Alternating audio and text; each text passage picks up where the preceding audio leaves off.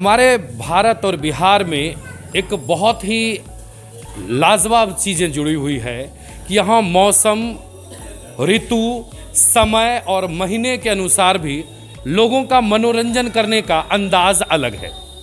अगर हम बात करें ठंड की तो निश्चित रूप से ठंड के मौसम में न सिर्फ आपको गर्म कपड़े में लोग नज़र आएंगे अपने आप को ढके गर्म महसूस करते हुए, बल्कि ठंड के समय में कुछ ठंड वाले स्वाद और चीज़ें भी आपको बाज़ार में नज़र आएगी। बाज़ार में नज़र आएगी तो निश्चित रूप से आपको घरों के थाली में, प्लेट में भी वो नज़र आएगी।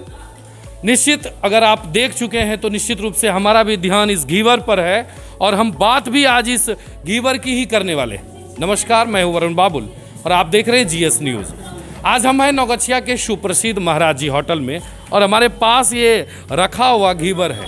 हालांकि मास्क पहने हुए हैं इसीलिए ज़्यादा मेरा जी भी उस तरफ नहीं जा रहा है, बाकी ध्यान उसी पर है। घीवर ठंड का कहिए तो मानो ठंड में उग जाने वाला एक मिठाई है कि जैसे ही मौसम ठंडा होगा, घी जमना शुरू होगा तो बेसन के साथ मिश्रण कर यह निर्माण होता है। इसे अलग अलग डालडा, रिफाइन, शुद्ध घी, अलग अलग तेलों में भी इसका निर्माण किया जाता है। ये नौगछिया का जो महाराज जी का घीवर है यह कुछ अलग अदा दिखाता है। किस तरह का अदा दिखाता है और दूसरा क्या है कि यहाँ वजन पर बिकता है। कई स्थानों पर तो घीवर को मतलब मात्रा में बेचा जाता है, 1 पीस का इतना कीमत, 2 पीस का इतना कीमत, यहाँ तौल कर दिया जाता है और ये शुद्ध देसी घी में बनता है। इनके होटल की भी एक विशेषता है कि ये बाहर से घी नहीं खरीदते हैं, एक घी का क्रीम खरीद कर उसका निर्माण करवाते हैं। तो आइए हम यहाँ के संचालक से मिलेंगे, किस तरह इसका निर्माण होता है वो भी हम कैमरे में आपको दिखाएंगे और बताएंगे कि कैसा है घीवर का स्वाद। हमारे साथ हैं आनंद महाराज जी होटल के संचालक श्रीधर कुमार। इनसे जानते हैं और समझते हैं कि किस तरह यह तैयार होता है और कितने दिनों से यह तैयार हो। क्या नाम हुआ सर आपका? मेरा नाम श्रीधर कुमार हुआ। और मतलब ये घीवर जो है नौगछिया में एक अलग तरीके से बनाया जाता है। हालांकि बिहार में विभिन्न रूपों में यह दिखाई देता है। कैसे इसका निर्माण होता है? शुद्ध घी में बनता है और जहाँ तक कि हमें जानकारी मिली कि यहाँ वजन से बिकता है, पीस से नहीं। इसका क्या कारण है? जी देखिए, ये जो है ये टिपिकल मिठाई है और जिस अंदाज में इसकी शुरुआत हुई थी उसी तरह से ही हम लोग आज भी मनाते हैं इसको। उसके पीछे कारण ये है कि एक भावना है भीतर में। बेचने के लिए तो छोटा और पीस से भी बेच सकते हैं, लेकिन क्या इसको जो बनाने का जो प्रोसेस है वो अभी भी पुराना ही वाला है। जो दादा लोगों ने मेरे शुरू किया था उसी तरह से ही बनाते हैं। इसीलिए दूर दराज में जिनके परिवार में लोग शादी कर दिए अपने बच्चों की, वो आज भी जो है खोज करके यहाँ से मिठाई ले करके जाते हैं। और घेवर को स्पेशली ठंड जिस समय शुरू होती है उस समय हम लोग शुरू करते हैं और सरस्वती पूजा तक हम लोग बनाते हैं। हर साल का यही नियम है और जो मेरे दादाजी का जो नियम है बताया हुआ, उसी को लेकर के हम लोग इसको चलते हैं।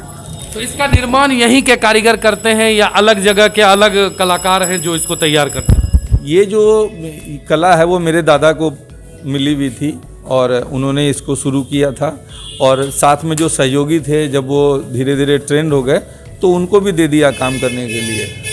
मेरे पापा वो लोग भी काम करते थे, खुद से भी बनाते थे।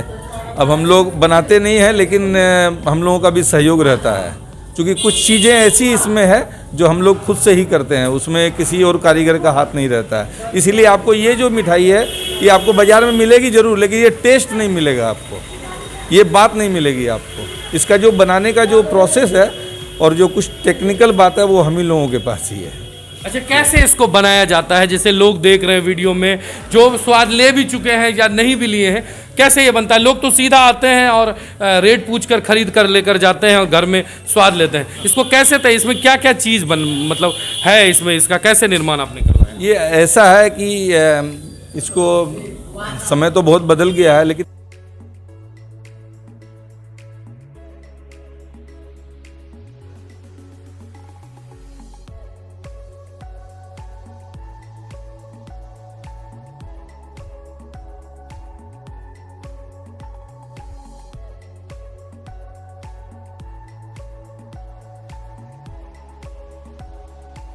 लेकिन अभी भी हम लोग बना हुआ है, ये रानी वाला एहसास देता, क्राउन है जैसे सिकाई होती है, तो घेवर का क्राउन है का एक हम लोग, और अपने आप में ये राजशाही मिठाई का एहसास देती है, उसी की गर्मी से ये सिकाई होती है। आप मतलब इतने वर्षों से लंबे समय से ये आपका बन रहा है और निश्चित रूप से अपने स्वाद और अपने अंदाज से छाया रहता है। कुछ संदेशा देना चाहेंगे लोगों को आप कि इसका कैसे स्वाद लें और किस तरह से?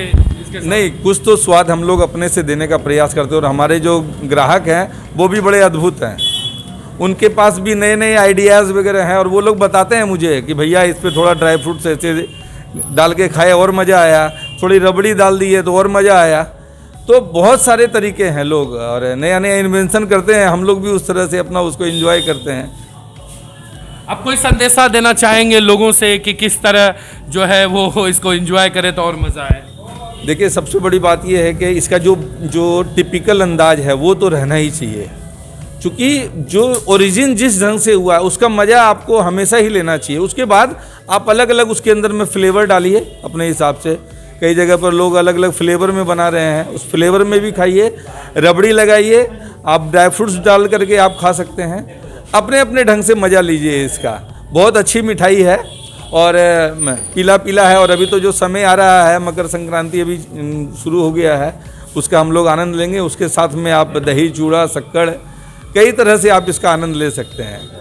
बिल्कुल लीजिए, बहुत बहुत शुभकामना है सभी को। निश्चित रूप से यह एक नए तरीके से, नए अंदाज से बनता है गीवर। हालांकि महाराज जी का और भी बहुत सारा आनंद महाराज जी का जो ये नौगछिया का ब्रांच है और बिहार में कटिहार में भी ब्रांच है, महाराज जी का ही ब्रांच है वो, और नौगछिया में ये विभिन्न प्रकार की मिठाइयों के लिए काफ़ी जो है मशहूर है। लेकिन यह घेवर जो है शुद्ध घी का घेवर एक अलग स्वाद देता है।